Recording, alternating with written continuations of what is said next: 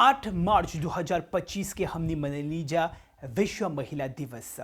ई एगो ऐसन दिवस है जहाँ पर हमनी महिला के बहुत ही सम्मान देवेला। सब कोई के नमस्ते और प्रणाम।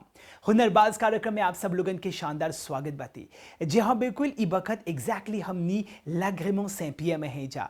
यहाँ पर ही एगो ऐसन महिला बाते जे बहुमुखी प्रतिभा संपन्न नारी हवन। उ फैशन की दुनिया में अपन दक्षता हासिल कर ले बाते। उ एगो माँ हवन, एगो बेटी हवन, एगो धर्म पत्नी हवन। एकर संगे संगे उ एक्वापोनिक्स हाइड्रोपोनिक्स में भी काम करेलन, जायके की दुनिया में भी काम करेलन और बहुत चीज करेलन। ओकर नाम हवन चांदनी ओबिलक। आज ओकर संगे हमनी भेटाब सा और एकर संगे संगे हमनी देखब जा कि कौन प्रकार के हुनर ओकर भीतर में बाती। तो चल जा।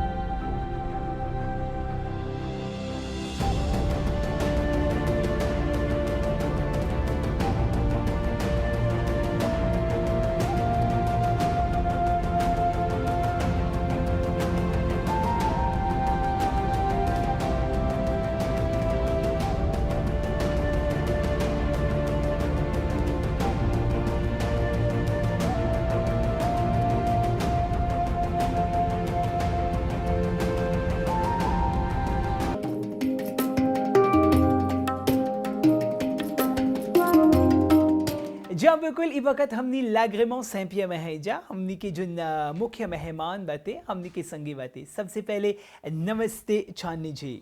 नमस्ते अभी जी। ता सबसे पहले हमनी के ये बतावा कि चांदनी ओबिलक के हवन। चांदनी हमेशा आगे बढ़ती है और आसानी से कभी हार नहीं मानती।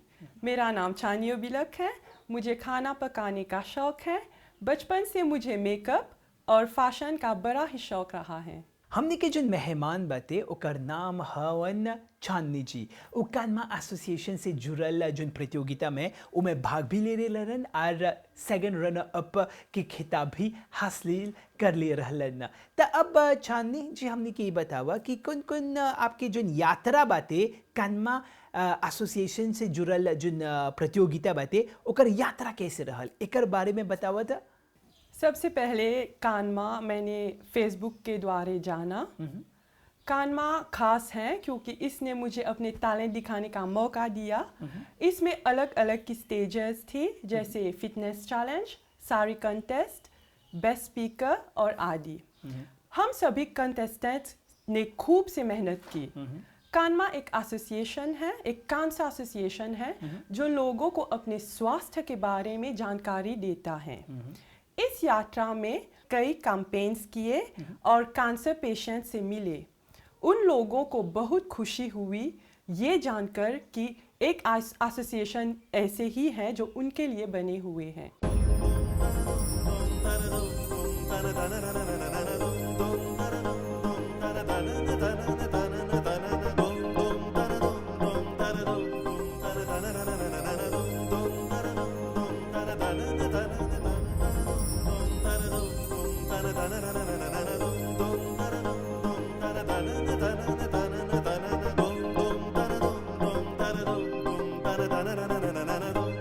लट उलझे सुलझा जा बालम, लट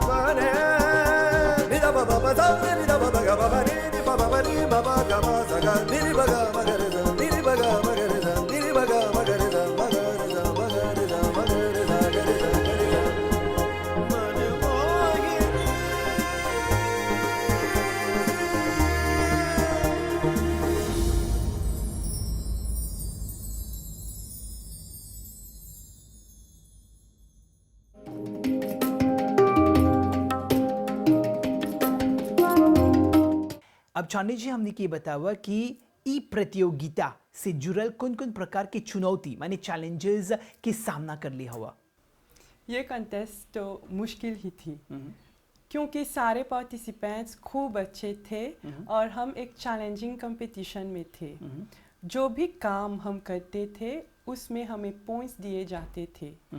हमारे ज़्यादा वक्त ट्रेनिंग में चले जाते थे और वीकेंड में अलग अलग की लोकेशन में जाकर मुझे कैंपेन्स करना पड़ता था, पब्लिक को भी कन्विंस करना पड़ता था।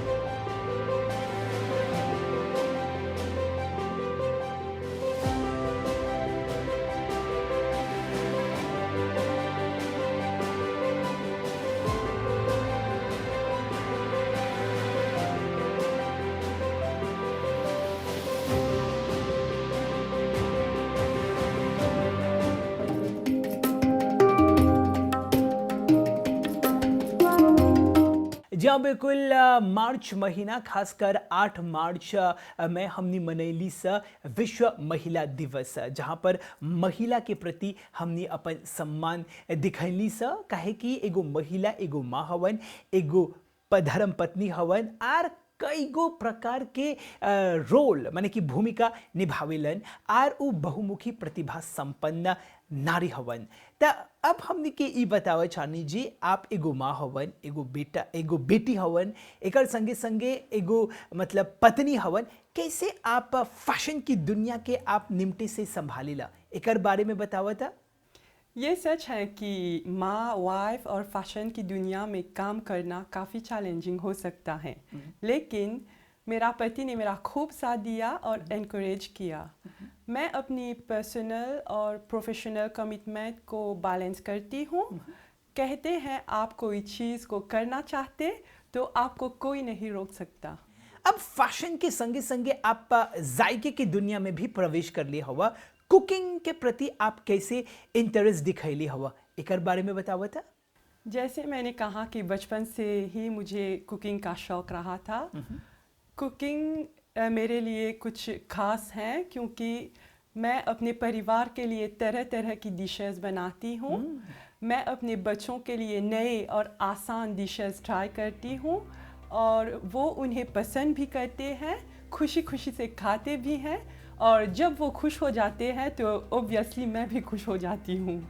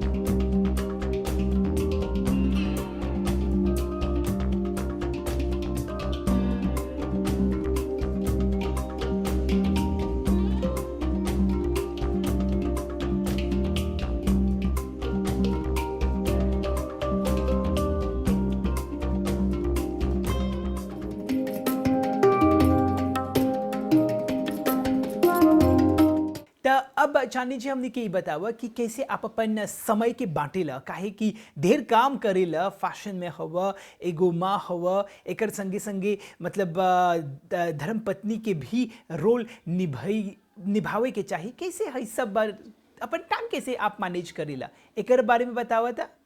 मैं अपने दिन की शुरुआत एक रूटीन के साथ करती हूँ। बच्चों की टिफ़िन के लिए मैं खाना बनाती हूँ, फिर ब्रेकफास्ट तैयार करती हूँ और उन कामों पर ध्यान देती हूँ जो सबसे ज़रूरी हैं, जैसे क्लीनिंग, कुकिंग और रात का क्या खाना बनाना है, इसका प्रिपरेशन भी करती हूँ। काम और परिवार के बीच बैलेंस बनाए रखती हूँ। इस तरह मैं अपने समय एफिशिएंटली मैनेज कर पाती हूँ। मैं अपने काम और परिवार के लिए बराबर समय देती हूँ। सबके जिंदगी में एगो प्रेरणा स्रोत माने कि सोर्स ऑफ इंस्पिरेशन रहेला और वही से एगो शक्ति मिलेला आगे बढ़े के। तो अब चांदनी जी हमने के ये बतावा कि आपके सोर्स ऑफ इंस्पिरेशन यानी कि प्रेरणा स्रोत के हवन और काहे। मेरी प्रेरणा मेरी पापा हैं। उनकी कड़ी मेहनत और प्यार ने मुझे हमेशा अपने सपने पूरा करने की हिम्मत दी और उसने मुझे कभी हार ना मानने की सीख दी। मैं उनकी चली हुई रास्ते पर चलना चाहती हूँ। मैं बहुत लकी और ब्लेस्ड हूँ कि मेरे पास मेरी पापा जैसे इंसान हैं। अब चांदनी जी पापा जी के छोड़ के अब हमने के ये बतावा कि कैसे आप अपन पति यानी कि हस्बैंड की मदद करेला, एक बारे में बतावा था। कहते हैं कि दो हाथ से ताली बजते हैं, तो ये मेरा फर्ज बनता कि मैं उनकी मदद करूं। वो हाइड्रोपोनिक्स और एक्वापोनिक्स कार्य करता है। जब मैं उनकी मदद करती हूं तो मुझे भी कुछ सिखाने का मिलता है। हमारे बीच एक म्यूचुअल रिस्पेक्ट और सपोर्ट है। जब मैं उनकी मदद करती हूं तो हमारे बीच का कम्प्लिसिटी काफ़ी इम्प्रूव होता है।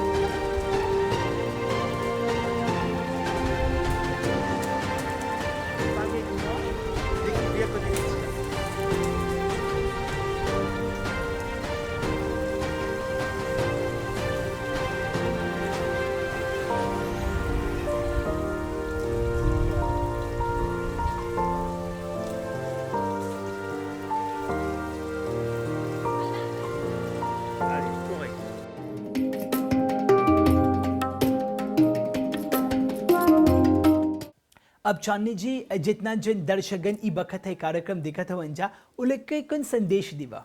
मैं हर महिला को कहना चाहती हूँ, अपने सपनों को पूरा करो, कभी भी हिम्मत ना हारे। मैं खुद आप लोगों के लिए एक एग्जाम्पल हूँ, क्योंकि 2 बच्चों की माँ होने के बाद भी मैंने सेकंड रनर अप का टाइटल जीता। ये ताज जो मैंने जीती हैं वो उन सब महिला के लिए हैं जो अपने सपनों को सच करने के लिए स्ट्रगल कर रही हैं।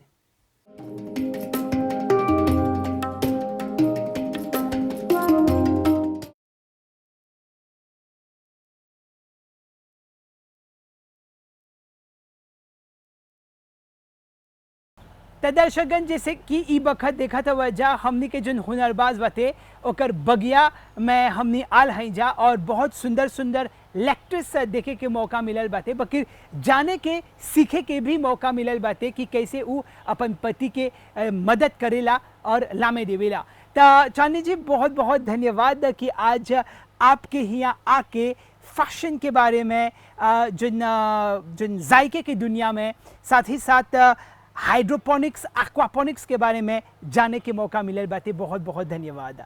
ता दर्शकन एकरवे संगे हमनी के हुनरबाज कार्यक्रम यहाँ पर ही समाप्त हुआ था। बकेर आवत बिफे के एगो दूसर हुनरबाज के संगे हमनी भेंटाब सा। तबले चांदनी और अभी के बगल से सब कोई के नमस्ते और प्रणाम।